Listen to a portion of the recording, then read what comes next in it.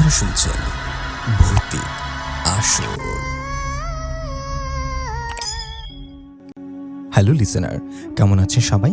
আশা করব সবাই অনেক ভালো আছেন। সবাইকে স্বাগতম জানাচ্ছি ভৌতিক আসরে। আর আজকে একটি গল্প আপনাদের সামনে আমি উপস্থাপন করতে চলেছি। গল্পটি খুবই স্পেশাল। আপনাদের সাথে আমি আছি ইফতি, আর সম্পাদনার দায়িত্বে আছেন জয়নাল আবেদিন সোহান।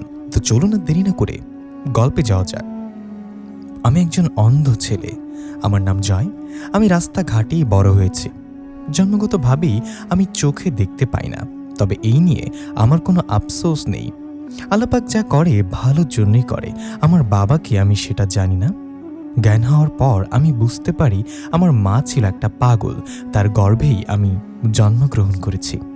একটা সময় মাও আমাকে রেখে মারা যায়। মা মারা যাওয়ার পর আমি খুব একা হয়ে পড়ি। এখন আমার এই পৃথিবীতে উপরওয়ালা বাদে আর কেউ রইল না। আমার চোখে দৃষ্টি না থাকলেও আল্লাহ পাক আমাকে একটা অদ্ভুত প্রতিভা দান করেছেন। আমি খুব সুন্দর করে বাঁশি বাজাতে পারি। একদিন এক লোক আমাকে একটা বাঁশি কিনে দেয়। সেদিনের পর থেকে আমি এই গ্রামে ও গ্রামে ঘুরে ঘুরে বাঁশি বাজিয়ে নিজের রোজগার করতে শুরু করি। লোকেরা আমার বাঁশির সুর শুনে আমাকে টাকা উপহার দেয়। আমি সেই টাকা দিয়ে নিজের জীবন পার করছি।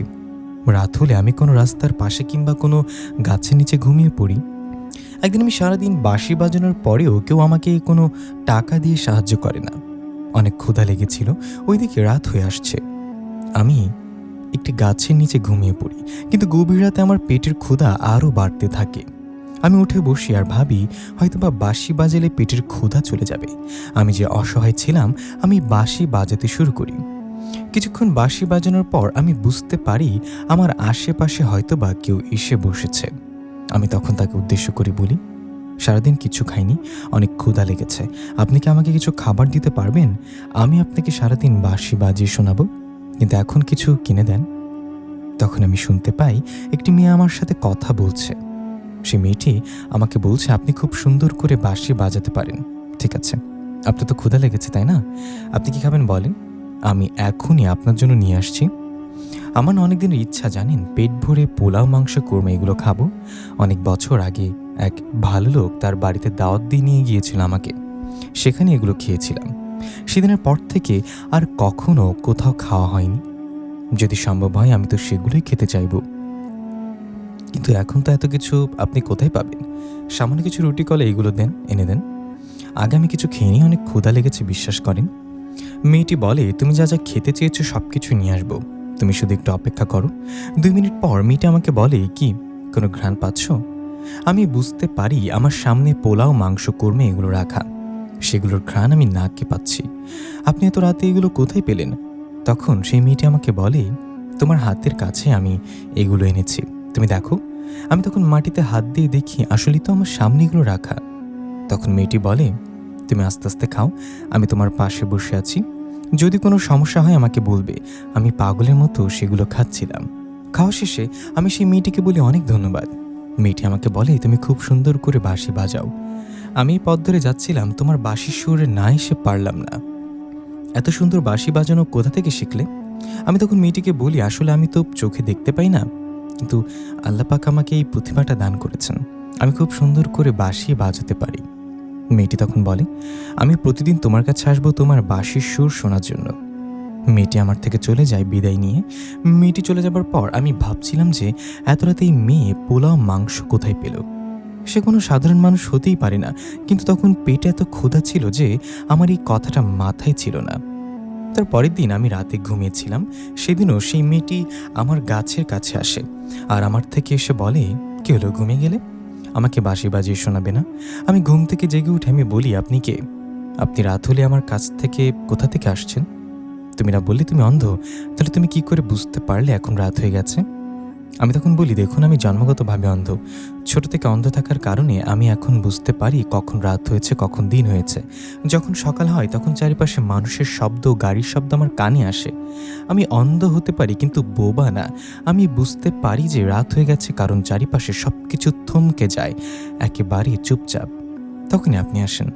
তার মানে আপনি রাতের বেলা আসেন। আসলে আপনি কে? দেখুন, আমি বুঝতে পারছি আপনি কোনো সাধারণ মানুষ না, আপনি যে একটা জিন জাতি। সেদিন বলার সাথে সাথেই তো আপনি এতগুলো খাবার কোথা থেকে নিয়ে এলেন? দেখুন, আপনি যদি আমাকে মারতে চান তাহলে মেরে ফেলেন। এমনিতেও এই পৃথিবীর বুকে বাঁচার জন্য আমার আর কোনো ইচ্ছা নেই। এখন মনে হয় মরে গেলেই বোধহয় ভালো হবে। মেয়েটি তখন বলে, আমি আপনাকে কেন মারতে যাব? আসলে আমি একটা পরী। আপনি ঠিকই ধরেছেন, আমি কোনো মানুষ না। আমি সেদিন এই পথ ধরে যাচ্ছিলাম, আপনি বাঁশি বাজাচ্ছিলেন এই গাছের নিচে বসে।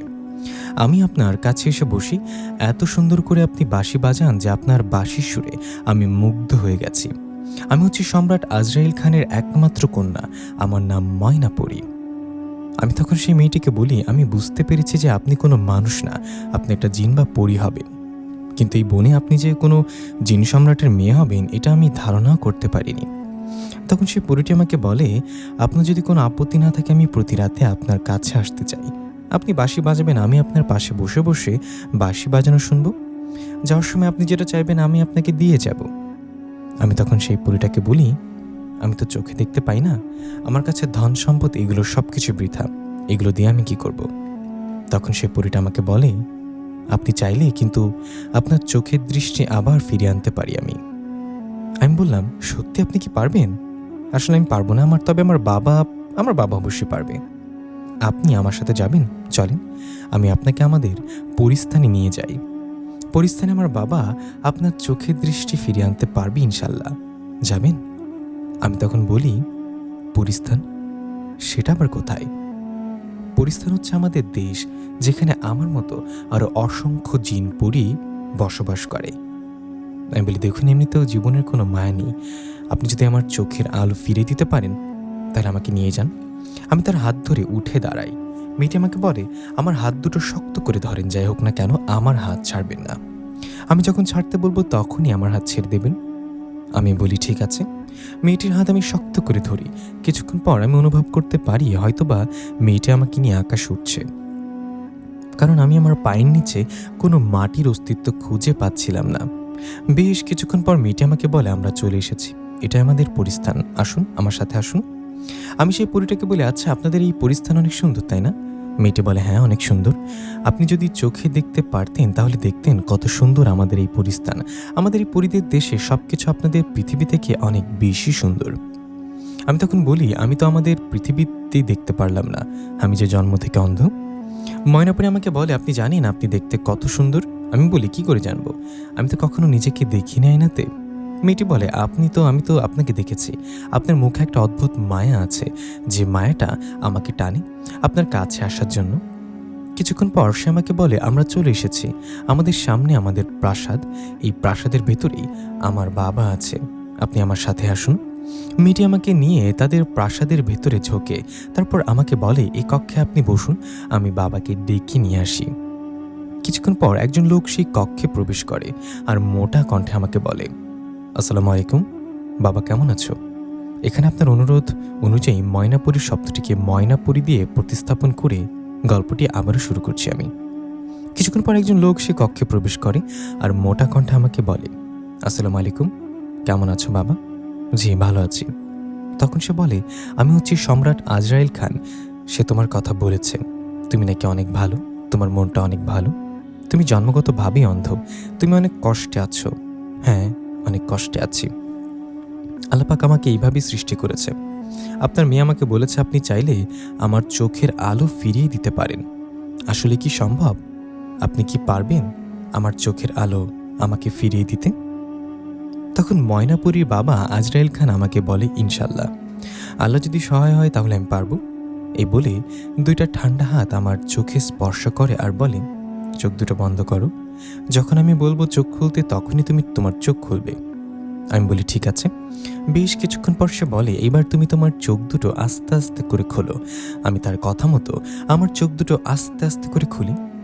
আমি দেখতে পাই আমার সামনে এখন অনেক লম্বা একজন লোক দাঁড়ানো, সাধারণ মানুষের থেকে দ্বিগুণ লম্বা, একটা সাদা জোব্বা পরা, তার মুখে একটা মায়াবী হাসি দিয়ে সে আমার দিকে তাকিয়ে আছে। লোকটার বয়স অনেক হয়েছে, কারণ তার দাড়িগুলো পেকে গেছে। সে আমাকে বলে, আমি হচ্ছি আজরাইল খান, আমি চোখে দেখতে পারছি। ধন্যবাদ, ধন্যবাদ আপনাকে। হে আল্লাহ, তোমাকে অনেক অনেক ধন্যবাদ যে তুমি তার উসিলায় আমার চোখের আলো ফিরিয়ে দিলে আমাকে। তখন সে বলে, শুধু আল্লাহকে আর আমাকে ধন্যবাদ দিলে হবে? যার কারণে তুমি এখানে আসতে পেরেছ তাকে তো ধন্যবাদ দিলে না? আমি তখন পেছনের দিকে তাকাই, আমি দেখি আমার সামনে ময়নাপুরী দাঁড়িয়ে আছে। ময়নাপুরী সাদা একটা পোশাক পরে দাঁড়িয়ে আছে। আমি তাকে দেখে বলি, মাশাআল্লাহ, আপনি দেখতে অনেক সুন্দর। ময়নাপুরী বলে, শুধু আমি না, আপনিও দেখতে অনেক সুন্দর। সে তখন আমাকে নিয়ে যায় তার ঘরের একটি দেয়ালের আয়নার কাছে আর আমাকে বলে, এ দেখুন, আপনিও দেখতে কতটা সুন্দর। আমি আয়নাতে আমার প্রতিচ্ছবি দেখতে পাই। আমি যে কি ভালো লাগছিল আমার, আমি তো ভাবতেই পারছি না যে আমি চোখে দেখতে পারছি। ময়নাপুর আমাকে বলে, চলুন, আপনি না বলেছিলেন যে আমাদের দেশটা কত সুন্দর, আপনি দেখলে কত ভালো হতো। আসুন, আমার সাথে আসুন, আমি আপনাকে একটা আমার দেশটা ঘুরিয়ে দেখাই। আমি তখন ময়নাপুরীর সাথে তাদের পরিস্থান ঘুরতে বের হই। আমি দেখি খুবই সুন্দর এই জায়গাটি, তবে আমাদের পায়ের নিচে কোনো মাটির অংশ নেই, যেন একটা সাদা ধোয়া। আমি তখন ময়নাপুরীকে বলি, এটা কি আকাশের ওপরে? হ্যাঁ, এটা আসলে আকাশেই। আমাদের জগৎটা আপনাদের জগৎ থেকে ভিন্ন হয়ে থাকে। আমি তখন ময়নাপুরীর বাবার কাছে যাই আর তাকে ধন্যবাদ দিয়ে বলি, আমি আপনার ঋণ কখনো শোধ করতে পারবো না। তখন সে বলে, আমার খুব ভালো লাগছে যে আমি কারোর সাহায্য করতে পেরেছি। দেখো বাবা, আমি এখানকার সম্রাট, তবে আমি সকল মানুষদেরকেও সম্মান করি, অনেক সম্মান করি। মানুষদের ভেতর অনেক খারাপ মানুষ আছে যারা কিনা জিনপরিদের বন্দি করে কালো জাদু আর অনেক খারাপ খারাপ কাজ করিয়ে থাকে। আমি সেসব মানুষদের অনেক ঘৃণা করি, কিন্তু তোমার মতো মানুষদের আমি সবসময় সাহায্য করতে চাই। আমারও অনেক ভালো লেগেছে তোমাকে সাহায্য করতে পেরে, তুমি আবার আসবে। আর ময়নাপুরী আমাকে বলেছে, তোমরা একে অপরকে অনেক ভালোভাবে বুঝতে পারো, সে তোমার বন্ধু হতে চাই। আমার এতে কোনো আপত্তি নেই। যদি তোমার কোনো আপত্তি না থাকে তাহলে আমার মেয়েটি যখন তোমার কাছে আসবে তাকে একটু সময় দেওয়ার চেষ্টা করবে। আমি বলি, ঠিক আছে। আসলে ময়নাপুরী না থাকলে আমি চোখে দেখতে পারতাম না। আমি ময়নাপুরীকে নিজের কাছের বন্ধু বানাবো। আমার এই পৃথিবীতে আপন বলতে তো কেউ নেই। ছিল একজন মা, সেও মারা গেছে, কিন্তু এখন থেকে আপনি আমার বাবার মতো। আপনি আর ময়নাপুরী হচ্ছেন এই পৃথিবীর বুকে আমার আপন মানুষ। তাছাড়া আমার আর কেউ নেই। ময়নাপুরী আমার কাছে এসে বলে, তোমার কি কথা বলছো? আমি বলি, না, কিছু না।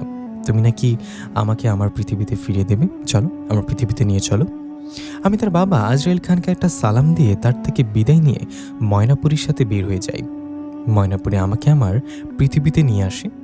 পৃথিবীতে আসার পর ময়নাপুরী আমাকে বলে, এখন তো তুমি চোখে দেখতে পারছো, তোমার আর বাঁশি বাজিয়ে সাহায্য চাওয়ার দরকার নেই। তুমি কি করবে? আমি বলি, আমি কি করব এখনো বুঝতে পারছি না। আসলে আমার ধরতে গেলে পৃথিবীর বুকে নতুন করে জন্ম হয়েছে। আমি চোখে দেখতে পারছি এখন, তবে আমি যখন এখন চোখে দেখতে পারছি আমি কোনো কাজ করে খেতে চাইবো। তখন ময়নাপুরী বলে, তুমি একটা ব্যবসা করতে পারো। আমি তোমার জন্য এই ফাঁকা জায়গায় একটা দোকান তৈরি করে দিচ্ছি, মিষ্টির দোকান। তুমি মিষ্টি, তারপরে বিভিন্ন ধরনের জিলাপি, এগুলো তৈরি করবে। এগুলো তৈরি করে তুমি অন্যান্য মানুষদের কাছে বিক্রি করবে। আমি তোমাকে একটা জাদুর পাতিল দিচ্ছি। সে পাতিলটা যখন তুমি চুলার উপর বসাবে তখন তুমি যেটা মনে মনে ভাববে সেটাই সেখানে রান্না হয়ে তৈরি হয়ে যাবে।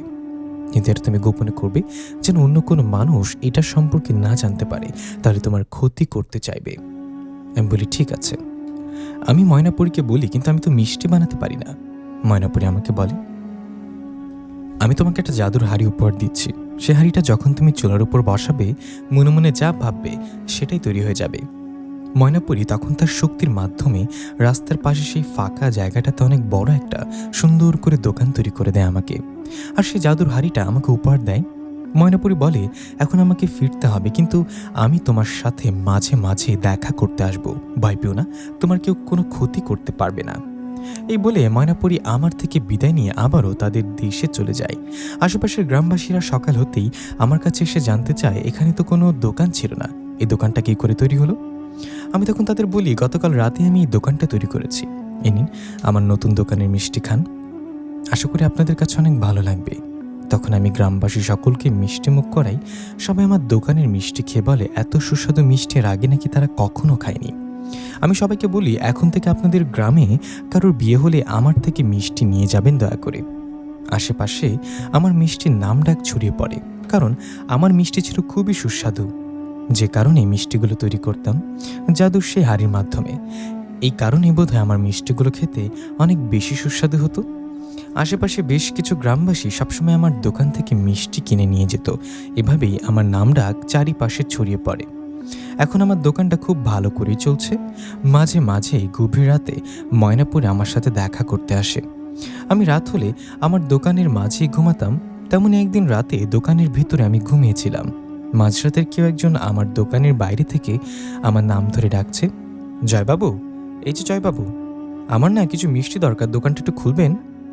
আমি বুঝতে পারি কণ্ঠটা শুনলে সে লোকটা খুবই বয়স্ক, কারণ তার কণ্ঠটা খুবই বয়স্ক লোকদের মতো শোনাচ্ছিল। আমি দোকানের ভেতর থেকে বলে, এখন তো মিষ্টি নেই, আমি দিন হলে মিষ্টি তৈরি করব, আপনি দয়া করে সকালে আসুন। লোকটি আমাকে বলে, আমি যে সকালে আসতে পারবো না, কারণ দিনের আলোতে আমি বের হতে পারি না, আপনি এখনই মিষ্টিগুলো তৈরি করে দেন না। আমি বলি, আপনার কতটুকু মিষ্টি লাগবে?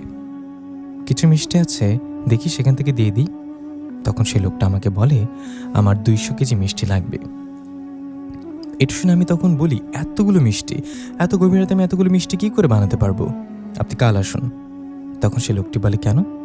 আপনার কাছে তো জাদুর হাঁড়িটা আছে, সে হাঁড়িতে করে আমাকে মিষ্টিগুলো বানিয়ে দেন না, খুব দরকার, কারণ আগামীকালই তো আমার মেয়ের বিয়ে, আজ রাতে আমার মিষ্টিগুলো লাগবে।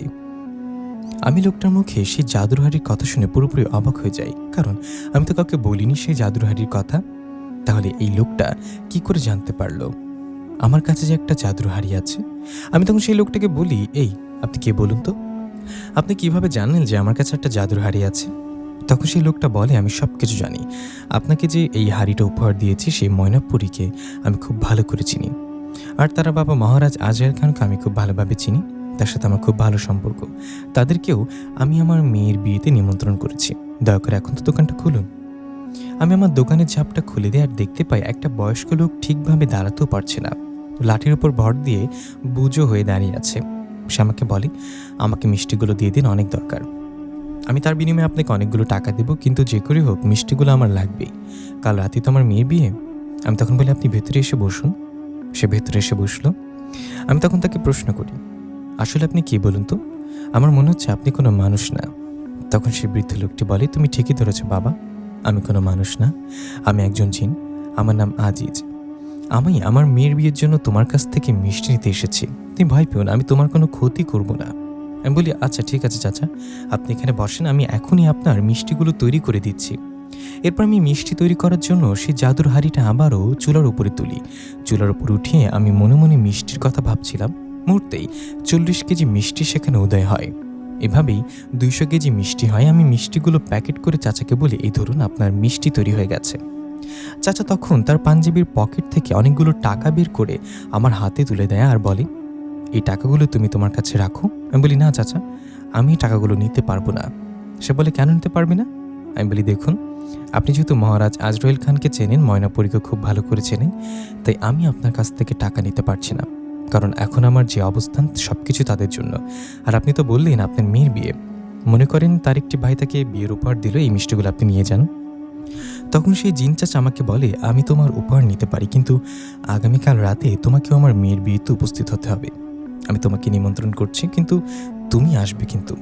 আমি বলি, চাচা, কিন্তু আমি তো কোনো জিন না, আমি কিভাবে আপনাদের জিনপরিদের বিয়েতে আসতে পারি? আমি যে একটা সাধারণ মানুষ।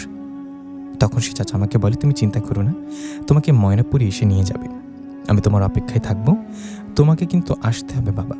এটা বলে সে তার জাদুর মাধ্যমে সেই সবগুলো মিষ্টি বাতাসে উঠতে উঠতে আমার দোকানের বাইরে চলে এলো আর হাঁটতে হাঁটতে অন্ধকারে মিলে গেল। আমি আমার দোকানের ভেতরে এসে আবারও দোকানটা বন্ধ করে ঘুমিয়ে পড়ি। পরের দিন রাতে আমার সাথে ময়নাপুরী দেখা করতে আসে। আমি দেখতে পাই ময়নাপুরী খুব সুন্দর করে হলুদ রঙের একটা শাড়ি পরে এসেছে, তাকে দেখতে আজকে অসম্ভব সুন্দর লাগছে। সে আমাকে বলে, আমি শুনেছি আপনাকে নাকি চাচাজান নিমন্ত্রণ করেছেন তার মেয়ের বিয়েতে, কি হলো, আপনি যাবেন না? আমি বলি, দেখুন, আমি তো আপনাদের মতো জিনবা পড়ি না, আমি কিভাবে সেই বিয়েতে যাব? আমার কি সেখানে যাওয়াটা ঠিক হবে? তখন ময়নাপুরী বলে, দেখুন চাচা আপনাকে অনেক বড় মুখ করে নিমন্ত্রণ করেছে, এখন যদি আপনি না যান তাহলে সে খুবই রাগ করবে, সেখানে আপনাকে কেউ কিছু বলবে না, আপনি আমার সাথে থাকবেন। আমি বলি, ঠিক আছে, তাহলে যাওয়া যায়। ময়নাপুরী তার পেছনে একটা শপিং ব্যাগ আমার হাতে তুলে দেওয়ার বলে, এই ধরুন, এই ব্যাগটা আপনি আপনার কাছে রাখুন। এই ব্যাগের ভিতরে একটা হলুদ রঙের পাঞ্জাবি, একটা সাদা পায়জামা আর একজোড়া জুতো আছে, এগুলো পরে আপনি রেডি হয়ে নিন। আমি তখন তার হাত থেকে সেই ব্যাগটা নিয়ে আমার দোকানের আরেকটি পাশে গিয়ে সেগুলো পরে ফেলি। আমি রেডি হয়ে ময়নাপুরীর সাথে বের হয়ে যাই। সে আমাকে নিয়ে আমাদের গ্রাম পেরিয়ে আরেকটা গ্রামের অনেক বড় একটা জঙ্গলের ভেতরে প্রবেশ করে। আমি তখন বলি, আমরা এখানে কেন এলাম? এখানে তো গভীর জঙ্গল, এদিকে কোনো বাড়িঘরও নেই।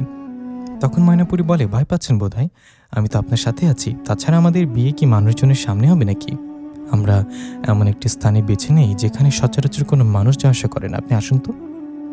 হাঁটতে হাঁটতে আমরা সেই জঙ্গলের ভিতরে অনেক বড় একটা বাঁশ বাগানের সামনে এসে দাঁড়াই। আমি ময়নাপুরীকে বলি, আমরা এখানে এসে দাঁড়ালাম কেন? ময়নাপুরী বলে, এখানেই তো বিয়ের আয়োজন করা হয়েছে। আমি বলি, আপনি কি আমার সাথে কোনোভাবে মজা করছেন? চারিপাশে এত অন্ধকার, কোথাও দেখলে আপনার বিয়ের আয়োজন করেছেন? ময়নাপুরী বলে, আপনি আমার সাথে আসুন তো। সে আমাকে নিয়ে সেই বাঁশবাগানের ভেতরে প্রবেশ করে। প্রবেশ করার পর আমি দেখি চারিপাশে ঘুটঘুটে অন্ধকার। আমি ময়নাপুরীকে বলি, কই, কোথাও তো কোনো বিয়ের আয়োজন দেখছি না, কোথায় বিয়ে? ময়নাপুরী বলে, আগে তো আসুন, তারপর দেখুন। সে আমাকে নিয়ে দুইটি বাঁশের মাঝখানে এসে দাঁড়ায়। সেই দুইটি বাঁশ অনেক উঁচুতে উঠে গেছে, আর বাঁশের মাঝখান দিয়ে কিছু সিঁড়ির মতো দেয়া। ময়নাপুরী আমাকে বলে, এই সিঁড়ি বেয়ে আমাদের উপরে উঠতে হবে। আমি ময়নাপুরীর কথা মতো সেই সিঁড়ি বেয়ে উপরে উঠে আসি। সিঁড়ির একেবারে শেষ অংশে আসার পর আমি পুরোপুরি অবাক হয়ে যাই, কারণ বাঁশবাগানের বাঁশের উপরে অনেক সুন্দরভাবে একটি বিয়ের আয়োজন করা হয়েছে। চারিপাশে অনেক আলো জ্বলছে, অনেক মানুষের ভিড়, খাওয়া দাওয়ার আয়োজন করা হয়েছে, আরও অনেক কিছু। আমি তো এগুলো দেখে অবাক হয়ে তাকিয়েছিলাম। ময়নাপুরী আমাকে বলে, দেখলেন তো, আমি তো বলেছিলাম এখানেই বিয়ের আয়োজন করা হয়েছে। আপনি তো আমার কথা কোনোভাবেই বিশ্বাস করতে চাইছিলেন না, এখন নিজে চোখেই দেখেন। আমাদেরকে দেখে সেই জিন চাচা আমাদের দিকে এগিয়ে আসে। সে আমার কাছে এসে বলে, বাবা জয়, তোমাকে দেখে আমি অনেক খুশি হয়েছি। আমি তো ভাবতেই পারছি না তুমি এখানে এসেছো। যাই হোক, আসো, তোমাকে স্বাগতম। আমি তখন ময়নাপুরীর সাথে সামনের দিকে আগাই। আমি দেখি এখানে যতগুলো ছেলে জিন ছিল তারা সবাই হলুদ রঙের পাঞ্জাবি আর সাদা পায়জামা পরে আছে, আর যতগুলো মেয়ে পরেছিল তারা সবাই হলুদ রঙের শাড়ি পরে আছে, যেমনটা আমি আর ময়নাপুরী এখন পরে আছি। আমি ময়নাপুরীকে বলি, আচ্ছা, আপনাদের বিয়েতে কি সবাই একই রঙের পোশাক পরে থাকে নাকি? ময়নাপুরী বলে, হ্যাঁ, ঠিকই ধরেছেন, শুধু নতুন বধূ আর নতুন জামাই বাদে তাদের দুজন বাদে সবাই একই রঙের পোশাক পরে। আমি বললাম, আচ্ছা, এখন বুঝতে পারলাম। ময়নাপুরী আর আমি এই দুইটি চেয়ারের উপরে এসে বসি। আমি দেখতে পাই আমাদের সামনে অনেক বড় একটা বিয়ের মঞ্চ। দুই পাশে দুইটি সাদা পর্দা টানা।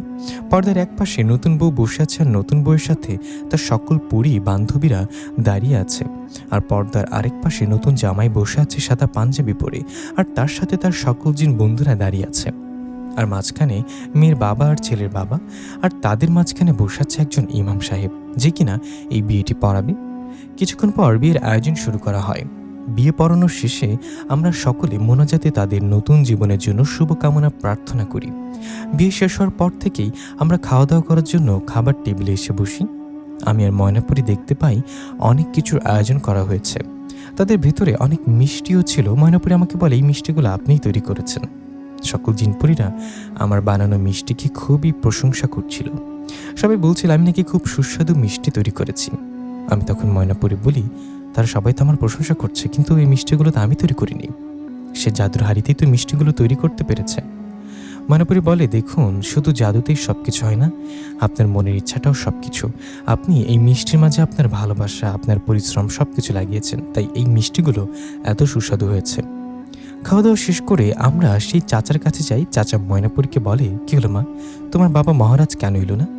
ময়নাপুরী বলে, বাবা আসতে পারিনি, হঠাৎ করে তার শরীরটা খারাপ হয়ে গেছে, তাই সে আসতে পারিনি, আমি এসেছি। কিছু মনে করবেন না চাচা। চাচা বলে, ঠিক আছে, সমস্যা নেই, মহারাজকে বলো আমি তাকে স্মরণ করেছিলাম। আমি আর ময়নাপুরী বিয়ের শেষে আবারও সেই বাঁশের সিঁড়ি দিয়ে নিচে নেমে আসি। তারপর সেই ছোট্ট জঙ্গলটা হাত ধরে হাঁটতে থাকি। কিছুক্ষণ হাঁটার পর আমরা দেখতে পাই আমাদের পথ আটকে দাঁড়িয়ে আছে দুইটি কালো ছায়া। আমি তাদেরকে পুরোপুরি দেখতে পাচ্ছিলাম না, কিন্তু বুঝতে পারছিলাম বাতাসের সাথে তারা মিশে আছে। আমি তাদের কণ্ঠ শুনতে পাচ্ছিলাম, তারা কান্না করছিল। ঠিক তখনই মায়াপুরী তাদেরকে বলে, তাদেরকে আমি পুরোপুরি দেখতে পাচ্ছিলাম না। ঠিক তখনই মায়াপুরী তাদেরকে বলে, কালাম সালাম, তোমরা এখানে কি করছো? তোমরা তো আমার বাবার দেহরক্ষী, তোমরা সবসময় আমার বাবাকে পাহারা দিয়ে রাখো, তোমরা কেন এখানে এসেছো? তখন আমি দেখি কালো ছায়াগুলো কান্না থামিয়ে ময়নাপুরীকে বলে, রাজকন্যা, অনেক বড় সর্বনাশ হয়ে গেছে। ময়নাপুরী বলে, কি হয়েছে? আমার বাবা ঠিক আছে তো? রাজকন্যা, আপনি যখন পরিস্থান থেকে এখানে এলেন ঠিক তার কিছুক্ষণ পরেই কিছু খারাপ জিন আমাদের এলাকায় যুদ্ধ ঘোষণা করে। মহারাজ অনেক অসুস্থ ছিলেন, তাই সে যুদ্ধে আমরা হেরে যাই। কিন্তু মহারাজ আমাকে বলেন, তোমরা এখনই পালিয়ে যাও আর রাজকন্যাকে গিয়ে সবকিছু খুলে বলো। তখন ময়নাপুরী সেই দুটো কালো ছায়াকে বলে, কার এত বড় সাহস যে কিনা আমাদের পরিস্থানে যুদ্ধ ঘোষণা করে? সেই কালো ছায়াগুলো বলে তার নাম হচ্ছে জালকান। সে অনেক শক্তিশালী একটা খারাপ জিন। জালকান এমন একটা জিন যে কিনা বাতাস, পানি আর আগুনকে নিয়ন্ত্রণ করতে পারে। সে তার শক্তির মাধ্যমে আর অনেক খারাপ জিনকে একত্রিত করে আমাদের পরিস্থানে যুদ্ধ ঘোষণা করেছে। আসলে জালকানের বাবাকে মহারাজ আজরাইল খান একটা সময় হত্যা করেছিলেন, কারণ তার বাবা ছিল অনেক খারাপ একটা জিন যে মানুষদের উপরে অনেক অত্যাচার করত। এই কারণেই মহারাজ তাকে হত্যা করেছিলেন। আর আজকে তার ছেলে আমাদের উপর প্রতিশোধ নেওয়ার জন্যই পরিস্থানে যুদ্ধ ঘোষণা করেছে। আমাদের পরিস্থান এখন তার দখলে। মহারাজকে সে বন্দী করেছে। আমরা কোনোভাবেই প্রাণ বাঁচিয়ে আপনাকে এই সংবাদটা দেওয়ার জন্য পৃথিবীতে এসেছি। তখন ময়নাপুরী বলে, আমি এখনই যাব আর তার সাথে যুদ্ধ করব। কালো ছায়াগুলো বলে, আপনি তার সাথে যুদ্ধ করতে পারবেন না, কারণ সেই জিনটা আপনার থেকে অনেক শক্তিশালী। কিন্তু একটা উপায় আছে। রাজকন্যা তখন বলে, কি উপায়? কি করলে আমার বাবাকে সেই খারাপ জিনের হাত থেকে বাঁচাতে পারবো? কি করলে আবারও পরিস্থানকে আমি মুক্ত করতে পারবো? কালো ছায়াগুলো বলে, আমি একটা জায়গা চিনি। সে জায়গার মাঝে একটা জাদুকরি পুকুর আছে, যে পুকুরে নীল রঙের পদ্ম ফুল ফোটে। আপনি যদি সেই নীল পদ্ম খেতে পারেন তাহলে আপনার ভিতরে অনেক শক্তি চলে আসবে। ঠিক তখন আপনি সেই জালকানের সাথে যুদ্ধ করে তাকে অনায়াসে হারাতে পারবেন। আমি যাব সেখানে আর পদ্ম ফুল উদ্ধার করব। ঠিক তখনই কালো ছায়াগুলো বলে, কিন্তু সেই পদ্ম ফুল আনার জন্য কোনো জিন বা পরী সে স্থানে যেতে পারবে না। সেখানে কোনো জিন পরী প্রবেশ করতে পারবে না। সেখানে যেতে হবে সাধারণ কোনো মানুষের। কিন্তু কোনো মানুষ যদি সেখানে চলে যায় আর সেই পদ্ম ফুল উদ্ধার করতে চায়, তাহলে তাকে তার জীবনের সব থেকে দামি কিছু আল্লাহর রাস্তায় সেখানে কোরবানি করতে হবে। তার কোরবানি কবুল হলেই সেই পদ্ম ফুল পানিতে ফুটে উঠবে। ময়নাপুরী বলে, এখন আমরা কি করব? আমরা সকলেই তো জিন, আমরা সেখানে কিভাবে যাব? আমি তখন ময়নাপুরীকে বলি, আমরা সকলেই কিন্তু জিন না, আমি মানুষ, আমি সেখানে যাব। ময়নাপুরী বলে, কিন্তু তুমি সেখানে গেলে তোমার বিপদ হবে। তুমি শুনতে পাওনি? সেখানে গেলে তোমাকে কিছু না কিছু কোরবানি করতে হবে, তারপর সেই পদ্ম ফুল নিয়ে আসতে পারবে। আমি চাই না তোমার জীবন ঝুঁকিতে ফেলতে। তোমাকে আমি সেখানে যেতে দেব না। আমি তখন ময়নাপুরীকে বলি, দেখুন, আমি আপনার বাবাকে নিজের বাবার মতো ভাবি। আমার এই পৃথিবীতে কেউ ছিল না, এখন আপন বলতে একমাত্র আপনি আর আপনার বাবা। সে আমার কত সাহায্য করেছেন। আমি না হয় তার জন্য এটুকু করি, দয়া করে আপনি তো আমাকে অনুমতি দিন, আমি সেখানে যেতে চাই। ময়নাপুরী বলে, ঠিক আছে, কিন্তু আপনি নিজের খেয়াল রাখবেন। আর হ্যাঁ, যদি দেখেন অনেক সমস্যা হচ্ছে কিংবা আপনার ভয় লাগছে, আপনি ফিরে আসবেন। আমি বলি, আপনি চিন্তা করবেন না, আপনি আমার উপর ভরসা রাখতে পারেন। এখন বলেন সেখানে যাওয়ার রাস্তাটা কি? তখন সেই দুটি কালো ছায়া আমাকে বলে সেখানে কিভাবে যেতে হবে। তারা আমাকে বলে, সেই কালো ছায়া দুটি বলে, আমি আপনাকে আমাদের শক্তির মাধ্যমে সেই জায়গা জগতে পাঠিয়ে দিতে পারি। আপনার হাতে থাকবে শুধুমাত্র 30 মিনিট। যা করার আপনাকে এই 30 মিনিটের ভেতরেই করতে হবে। এখন আপনি আপনার চোখ দুটো বন্ধ করে ফেলেন আর আপনাদের শক্তির মাধ্যমে আপনাকে সেই জগতে পাঠিয়ে দেই। 2 মিনিট পর আপনি চোখ খোলার পর আপনি দেখতে পারবেন যে আপনি সেই জগতে চলে গেছেন। আমি সেই কালো ছায়াদের কথা মতো আমার চোখ বন্ধ করে ফেলি। তারা তাদের শক্তির মাধ্যমে আমাকে সেই অদ্ভুত জাদুকরি জগতে পাঠিয়ে দেয়। ঠিক 2 মিনিট পর আমি আমার চোখ খুলি। আমি দেখতে পাই আমি একটা নদীর পাড়ে একটা জঙ্গলের মাঝে দাঁড়িয়ে আছি, তবে চারিপাশে খুবই লালচে রঙের একটা কালো দিয়ে ঘেরা। আমি সাথে সাথে আকাশের দিকে তাকাই। আমি দেখতে পাই পুরো আকাশটার রং হচ্ছে কালো, আর সেই আকাশের মাঝ বরাবর একটা সূর্য উঠে আছে, কিন্তু সূর্যের রংটা হচ্ছে লাল। এই কারণেই সে আলোটা যখন মাটিতে পড়ছে চারিপাশ এমন লাল দেখাচ্ছে। আমি সে জঙ্গলের ভিতরে প্রবেশ করে সামনের দিকে এগিয়ে যাই। আমি দেখতে পাই আমার দুই পাশে সারি সারি আম গাছ, কিন্তু সেসব আম গাছের ডালে অদ্ভুতভাবে কাঁঠাল ধরে ঝুলে আছে। কিন্তু এটা কি করে সম্ভব? আম গাছে তো আমি ধরানো ছিল, কিন্তু সেখানে কাঁঠাল কিভাবে আসলো? পুকুর ঘাটে গিয়ে আমি দেখতে পাই সেই ঘাটে বসে আছে একটা মেয়ে। সে সেখানে বসে বসে সে পুকুরের পানি দিয়ে গোসল করছে, কিন্তু এটা কোনো সাধারণ মেয়ে ছিল না, সে ছিল একটা জলপরী। আমি লুকিয়ে লুকিয়ে তাকে দেখছিলাম। আমি ভাবছিলাম এখান থেকে চলে যাব নাকি অপেক্ষা করব। ঠিক তখনই জলপরীটা আমার দিকে না তাকিয়েও আমাকে বলতে শুরু করে, আপনি যে আমার পেছনে সেটা কিন্তু আমি দেখতে পাচ্ছি, আর আপনি এখানে আসার সাথে সাথে আমি বুঝতে পেরে গেছি আপনাকে কে পাঠিয়েছে, সেটাও আমি জানি। কি লাগবে? নীলপদ্ম। আসুন, নীলপদ্ম ফুল এই পুকুর পাড়ে পেয়ে যাবেন, নিয়ে যান। এটা বলে সেই জলপরীটা আমার দিকে ঘুরে তাকায়। আমি দেখি সেই জলপরীটার শরীরের অর্ধেক অংশ মানুষের মতো আর বাকি অর্ধেক অংশ মাছের মতো। তার চোখগুলো খুবই অদ্ভুত। সে তখন মায়ার জাদু আমার উপর চালাতে শুরু করে। সে আমাকে বলে, আমার কাছে এসো, দেখো আমি দেখতে কত সুন্দর, আমার রূপে তোমাকে ডুবিয়ে মারবো, আসো আসো। আমার উপর তার মায়ার জাদু চালাচ্ছিল আর আমিও সে জাদুতে পা দিচ্ছিলাম। আমি সেই জলপরীটার কাছে যাই, সে আমাকে বলে এখানে বসো। আমি তার সাথে সেই পুকুরের পানিতে পা দিয়ে বসে পড়ি। জলপরীটা আমাকে বলে, কি হলো, ভয় পাচ্ছ? ভয় পাওয়ার কিছু নেই, আমি কত সুন্দর দেখো, আমার রূপ দেখে তোমার কি ইচ্ছে করছে কিছু? আমি জানি না, তাকে বলি আপনাকে জড়িয়ে ধরতে খুব ইচ্ছে করছে। তখন সে জলপরীটা আমাকে জড়িয়ে ধরে আর পুরো শরীরে এসে চুমু দিতে শুরু করে। আমি যখন তার মায়ের জাদুতে বিভোর ছিলাম, ঠিক তখনই আমার চোখের মাঝে ময়নাপরীর চেহারাটা ভেসে ওঠে। আমি সাথে সাথে সে জলপরীটাকে এক ধাক্কা দিয়ে দূরে সরিয়ে দিই আর তাকে বলি, দেখুন, আমি আপনার মায়ে পড়ে গিয়েছি, কিন্তু আমি আপনাকে ভালোবাসি না। জলপরীটা বলে, কেন? আমাকে ভালোবাসা যায় না? তুমি আমাকে ভালোবাসলে তুমি যা চাইবে আমি সব কিছু দেবো। তুমি আমার সাথে জগতে থাকতে পারবে। আমি বলি, দয়া করে আমাকে নীলপদ্ম ফুল আমার হাতে তুলে দেন, আমি এখান থেকে চলে যেতে চাই। ওইদিকে আমার কাছের মানুষ অনেক বড় বিপদে আছে। তখন সে জলপরীটা বলে, আগে বলো তুমি আমাকে ভালোবাসবে না কেন? আমি বলি, আমি অন্য আরেকজনকে ভালোবাসি, সে আমার জন্য অনেক কিছু করেছে, আমি তাকে ঠকাতে পারবো না, দয়া করে আপনি সেই নীলপদ্ম আমাকে দেন। তখন সেই জলপরীটা আমাকে বলে, ঠিক আছে, তুমি যেহেতু আমার সাথে আমার জগতে থাকতে পারবে না, তাহলে আর কি করার? তবে সেই নীলপদ্ম নিতে হলে তোমার কাছ থেকে সব থেকে কিছু এখানে কোরবানি করতে হবে, কাছের কিছু। তাও আমার কি কোরবানি করতে হবে যদি একটু বলে দিতে তাহলে অনেক ভালো হতো। তখন সেই জলপরীটা বলে, এমন কিছু যেটা তুমি জীবনে প্রথমবারের মতো পেয়েছো, যেটাকে তুমি আর কখনো হারাতে চাও না। সেই ভালোবাসার জিনিসটা যদি তুমি কোরবানি করো, তাহলে একমাত্রই এই পুকুরের মাঝে ফুটে উঠবে সেই নীলপদ্ম, যে নীলপদ্মের মাঝে আছে অসীম শক্তি। এখন তুমি ভেবে দেখো, তুমি কি কোরবানি করতে চাও, কি কোরবানি করতে চাও?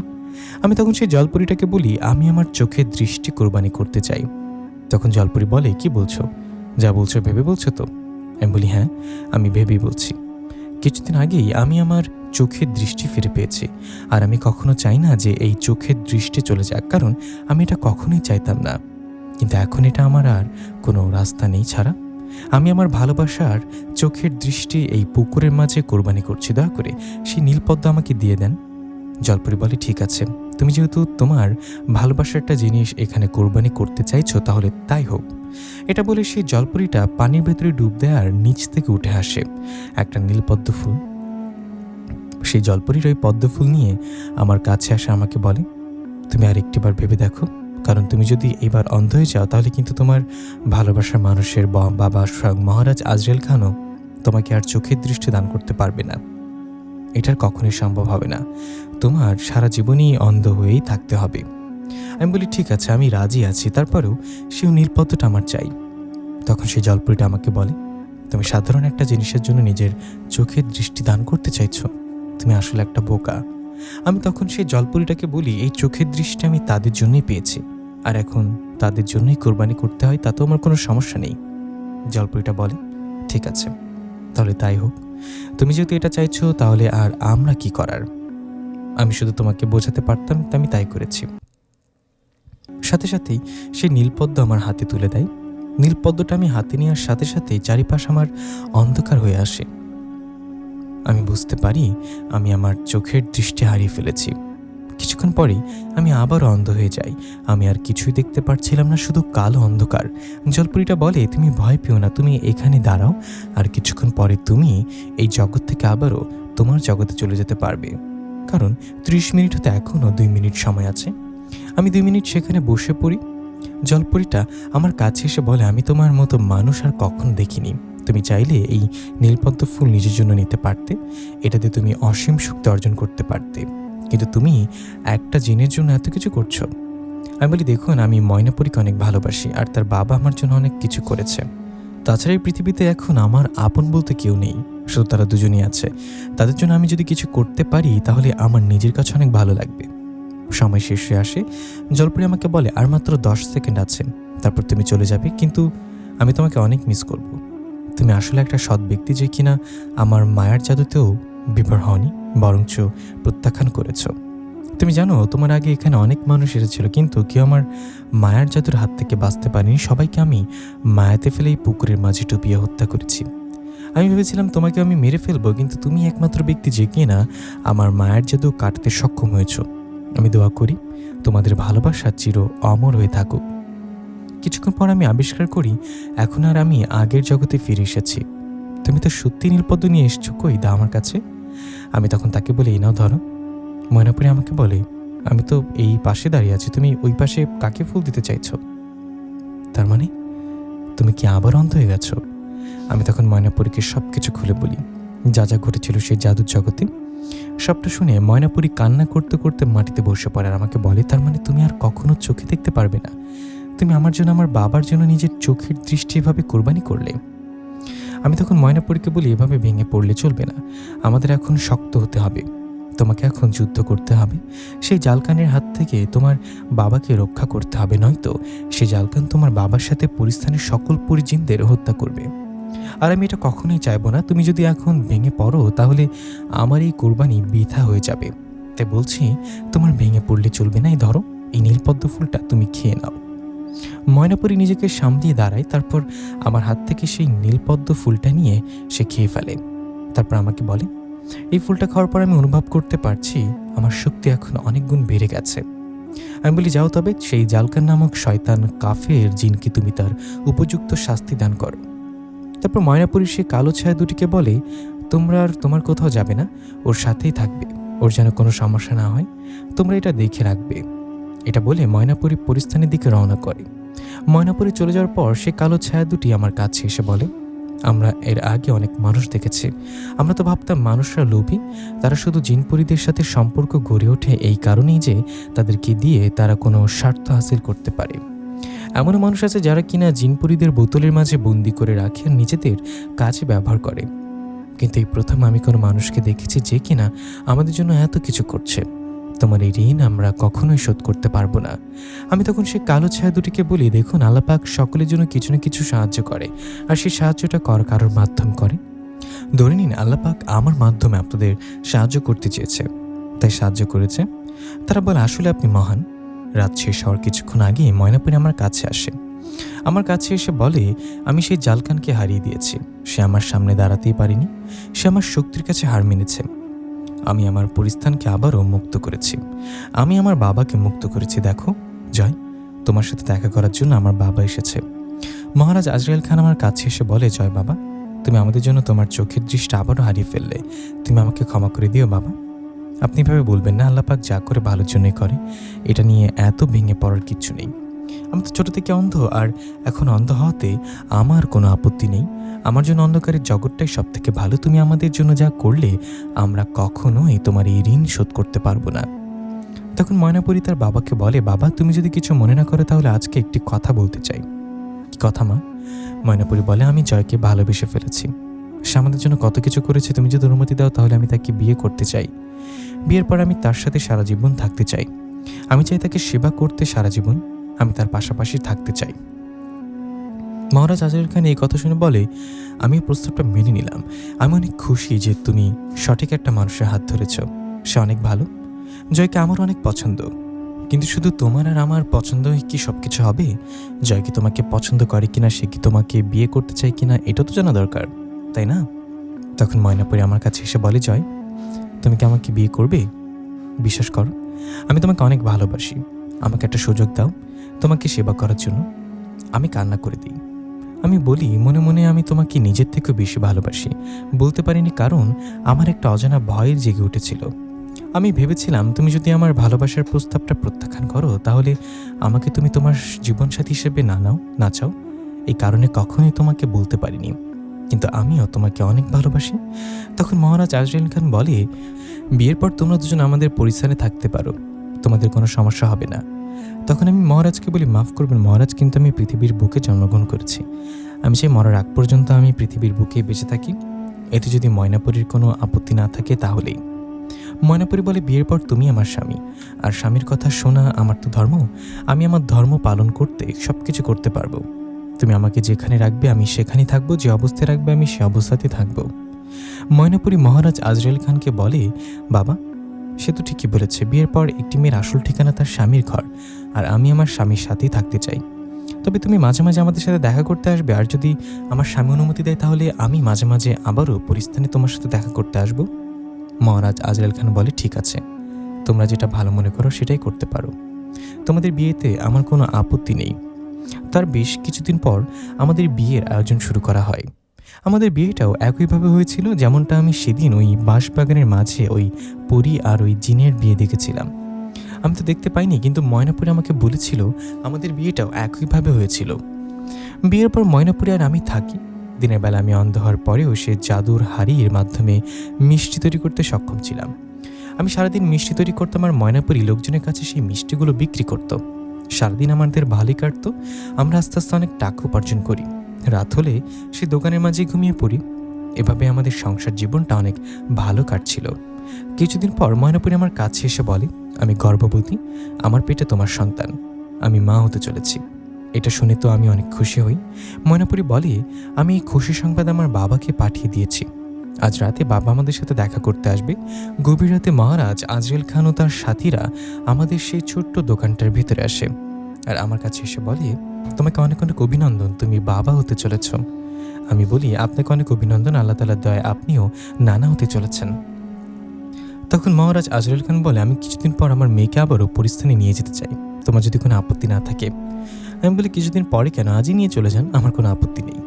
মহারাজ আজরাইল খান বলে, না, এখন নিয়ে যেতে পারবো না, কারণ পরিস্থানে আমি থাকবো না। আমি একটা কাজে বাইরে যাব। আমি 3 দিন পর সেখান থেকে ফিরে আসবো। তারপরে যাওয়ার পথে আমার মেয়েকে নিয়ে যাব। কিন্তু সেই 3 দিন আমার মেয়েকে দেখে শুনে রাখার জন্য পৃথিবীতে আমি 2টি পরীকে তোমার কাছে দিয়ে যাব।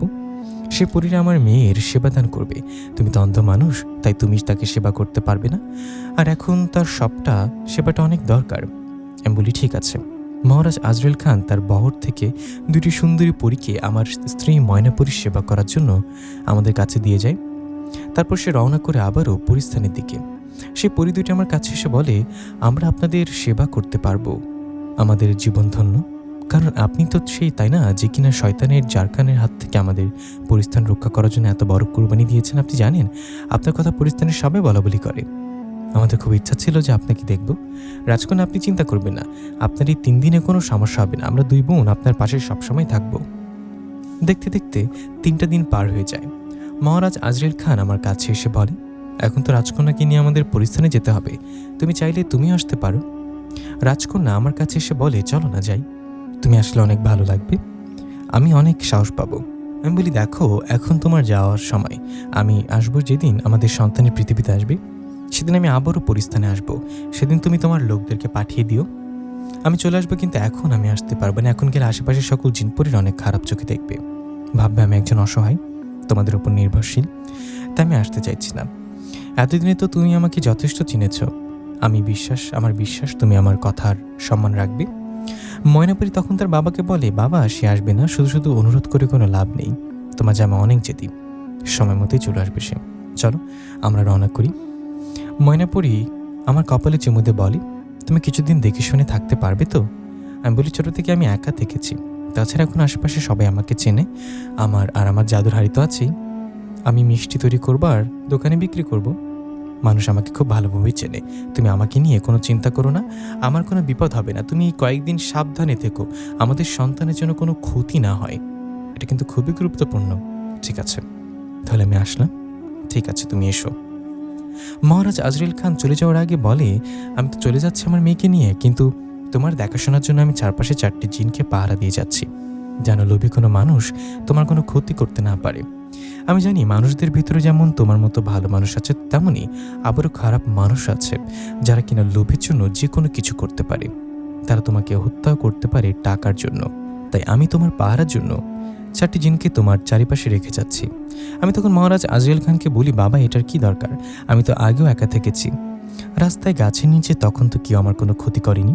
তখন মহারাজ আজরাইল খান আমাকে বলে, বাবাজি, তখন তো তোমার কাছে টাকা পয়সা ছিল না, কোনো দোকান ছিল না, কিন্তু এখন তোমার কাছে সব কিছু আছে, দোকান আছে, তাই তোমার শত্রু অনেক বেশি। যে কোনো সময় যে কেউ তোমার উপর হামলা করতে পারে, তাই ভাবতে পারো তুমি একটা অন্ধ মানুষ, তাই তারা তোমাকে হত্যা করে তোমার টাকা পয়সা নিতে চাইবে। এর কারণেই আমার 4 জন সাথীকে তোমার চারপাশে পাহারার জন্য রেখে যাচ্ছে, এটা নিয়ে তুমি আর কোনো দ্বিমত করো না। আমি বলি, ঠিক আছে, আপনারা যা ভালো মনে করেন। ময়নাপুরী আমার থেকে বিদায় নিয়ে চলে যায়। ময়নাপুরী চলে যাওয়ার পর এখন আমাকে একা একাই সব কিছু করতে হয়। তাকে আমি অনেক মিস করছিলাম। ময়নাপুরী যখন আমার পাশে থাকতো, সময় যে কোনো ফাঁকে চলে যেত, আমি বুঝতেই পারতাম না। সে আমাকে বুঝতে দিত না যে আমি অন্ধ। সে সবসময় আমার সেবা করত। আমার সাথে কথা বলতো, আমাকে দেখে শুনে রাখতো, কিন্তু আমি বুঝতে পারি যে আমার আশেপাশে কিছু জিন ঘোরাফেরা করে। তারা যথেষ্ট পরিমাণ আমাকে সাহায্য করে, তারপরেও আমি ময়নাপরীকে সবসময় মিস করি। একদিন রাতে আমি দোকানের ভিতর ঘুমিয়েছিলাম। মাঝরাতে আমি লক্ষ্য করি কিছু লোক আমার দোকান ভেঙে ভেতরে ঢোকার চেষ্টা করছে।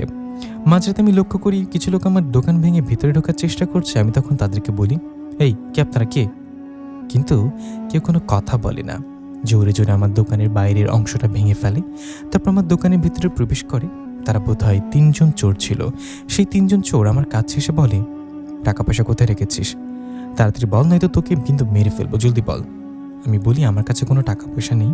তারা বলে, সারাদিন এত টাকার মিষ্টি বিক্রি করলি, আমরা তো দূর থেকে সব কিছু দেখেছি, এখনো বলছি কোথায় আছে বল, নয়তো এখানেই মেরে ফেলবো। আমি তখন সেই চোরগুলোকে বলি, তোমাদের ভালো চাইলে এখান থেকে চলে যাও, নয়তো তোমরা তোমাদের জীবন হারাবে। তখন আমার কথা শুনে সেই চোরগুলো হাসতে শুরু করে, আর হাসতে হাসতে বলে, তোর মতো একটা অন্ধ লোক আমাদেরকে মারবে? আমি বলি, তোমাদের ভালোর জন্য বলছি, পরে বলো না যে আমি তোমাদেরকে সতর্ক করিনি। আমার কথা শুনে সেই 3জন চোর হাসতে শুরু করে। তাদের 3জনের ভিতরে একজন আমার কাছে এসে আমাকে জোরে একটা চড় মারে।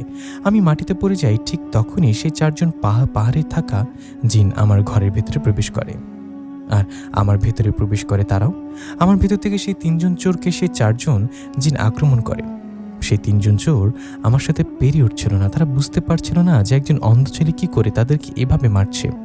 কিন্তু তারা তো আর জানে না আমার ভেতরে এখন 4টি জিন প্রবেশ করেছে, যারা কিনা তাদেরকে এভাবে মারছে। আমার হাতে মার খেয়ে সেই চোরগুলো সেখান থেকে পালিয়ে যায়। চোরগুলো পালিয়ে যাওয়ার পর আমি সেই 4জন জিনকে বলি, এখন আমার ভেতর থেকে বের হয়ে আসেন। তারা বের হয়ে আসে। আমি বলি, একটু কষ্ট করে আমার দোকানটা আবার ঠিক করে দেবেন? আমি তো অন্ধ, তাই এই ভাঙা দোকানটা ঠিক করতে পারবো তো?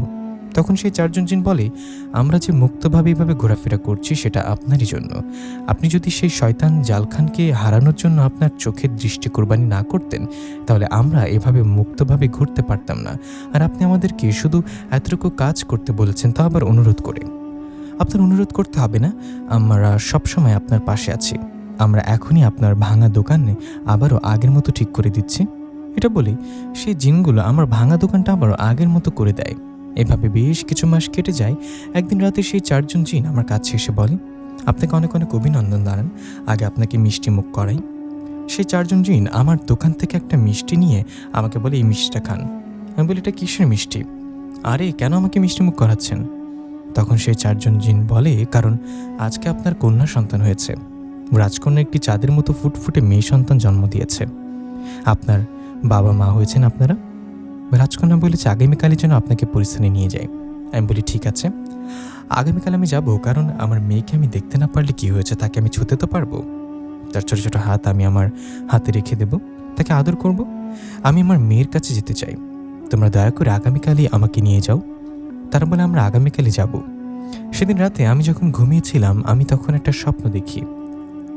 আমি স্বপ্নের মাঝে দেখেছি সেই জাদুর জগতে আমি যখন গিয়েছিলাম আর একটা জলপরীর দেখা পেয়েছিলাম, সেই জলপরীটা আজকেই আমার স্বপ্নের মাঝে আমার সাথে দেখা করতে এসেছে। সেই জলপরীটা আমাকে বলে, তুমি তোমার জীবনে অনেক ভালো কাজ করেছো, তুমি অনেকের উপকার করেছো, তাই উপরওয়ালা তোমাকে একটা পুরস্কার দেবে। তুমি আগামীকাল সেই পুরস্কার তোমার কাছে পেয়ে যাবে। এটা বলেই সেই জলপরীটা আবার আমার স্বপ্নের মাঝে অদৃশ্য হয়ে যায়। আমি ঘুম থেকে জেগে উঠে আর ভাবতে থাকি, এটা কি সত্যি নাকি একটা স্বপ্ন ছিল, নাকি আসলে স্বপ্নের মাঝে সেই জলপরীটা আমাকে কোনো সংবাদ দিতে এসেছিল। 4জন জিন আমাকে নিয়ে রওনা করে পরিস্থানের দিকে। পরিস্থানে আসার পর তারা আমাকে বলে, আসুন, এখনই নিয়ে যাচ্ছে আপনার কন্যা সন্তানের কাছে। তারা আমাকে সেই প্রাসাদে নিয়ে যায়, যেখানে একটা সময় ময়নাপুরী আমাকে নিয়ে এসেছিল। তারা আমাকে ময়নাপুরীর কক্ষে নিয়ে যায়। ময়নাপুরী আমাকে দেখে অনেক খুশি হয়, আমাকে জড়িয়ে ধরে বলে, তুমি জানো তুমি বাবা হয়েছ, আমাদের চাঁদের মতো একটা ফুটফুটে মেয়ে সন্তান হয়েছে। এসো, এখনই নিয়ে যাচ্ছি তোমাকে আমাদের মেয়ের কাছে। ময়নাপুরী আমাকে নিয়ে আমাদের মেয়ের কাছে যার বলে, এই যে তোমার মেয়ে, ধরো কোলে নাও। সে আমার কোলে উঠে আমার মেয়েকে উঠিয়ে দেয়। আমি আমার ছোট্ট সোনামণিকে কোলে নিয়ে আদর করতে শুরু করি। আমি তাকে অনেক চুমু দিই। ঠিক তখনই আমার ছোট্ট সোনামণি তার 2টা হাত আমার চোখে স্পর্শ করে। হঠাৎ করেই আমার চোখের আলো আবার ফিরে আসে। আমি সব কিছু দেখতে পাচ্ছিলাম। আমি তো পুরোপুরি অবাক হয়ে যাই। আমার কোলে আমার সোনামণি, আমি তাকে দেখতে পাচ্ছি। আমি এই দৃশ্য দেখে কান্না করে দিই, আর কান্না করে ময়নাপুরীকে বলি, আমি আবার সব দেখতে পাচ্ছি, সত্যি আমি আবার সব দেখতে পাচ্ছি, দেখো আমি আমার সোনামণিকে দেখতে পাচ্ছি।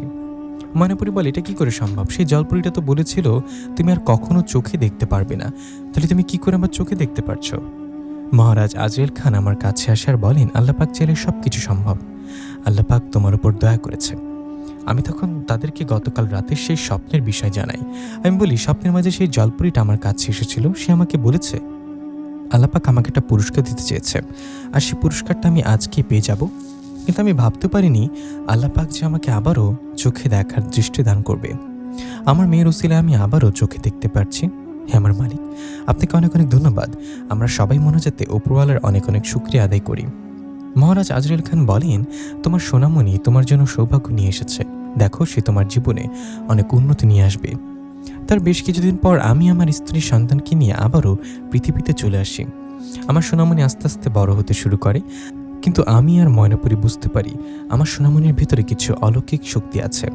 আর 5টা সাধারণ বাচ্চার মতো সে না, সে অনেক কিছু দেখতে পারে, সে ভবিষ্যৎ দেখতে পারে, আরও অনেক কিছু।